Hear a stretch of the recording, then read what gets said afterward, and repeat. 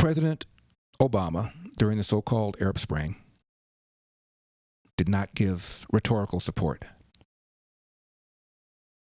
to the dissidents because he wanted to do the Iran deal. Waleed Farrar's Fox contributor says that Trump's tweets are having an effect.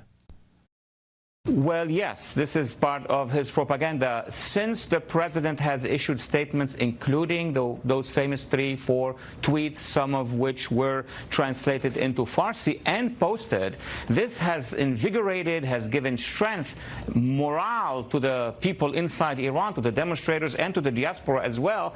And he's telling them, and his officials are telling them, look, don't really hope that he's going to help you. He's not. He has elections, he has problems, and look what happened to the Kurds. So he's using this narrative to defeat the will of the base. K.T. McFarland worked in the Trump White House. It made no difference to Ukraine. And at the end of the day, if the American people are listening to this, aid to Ukraine, oh dear, it was held up for a few days. This is so horrible.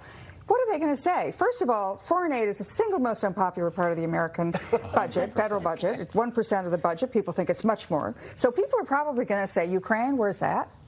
Ukraine? Isn't that the most corrupt country in the world? Wait a minute. Why are we spending our tax dollars on Ukraine? Now, that's the question the president had. And that's the question, and he had it right from the beginning. Why are we giving money to people who are just throwing it into their pockets, hard-earned American tax dollars? And he was right. That's K.T. McFarland. She was Deputy National Security Advisor in the Trump administration.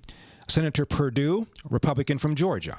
How was the president, though, denied due process if he denied witnesses going in front of the House that might have had exculpatory evidence? He used executive privilege to protect the presidency. That's his power under the separation of powers principle.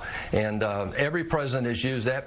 President Obama used it. President Clinton used it back in the day. So he was well within his rights, in my opinion. Jonathan certainly agrees with that. No. He obstructed Congress by exerting executive privilege because, you know, if Congress wants something, you just give it to them, no matter what you feel, no matter whether or not it's going to compromise your ability to have private negotiation. No. You're supposed to give it to them. How was the president, though, denied due process? This is Chuck Todd of MSNBC Hee-Haw. If he denied witnesses going in front of the House that might have had exculpatory evidence? He used executive privilege to protect the presidency. That's his power under the separation of powers principle. And every president has used that. President Obama used it. President Clinton used it back in the day. So he was well within his rights, in my opinion. Jonathan certainly agrees with that.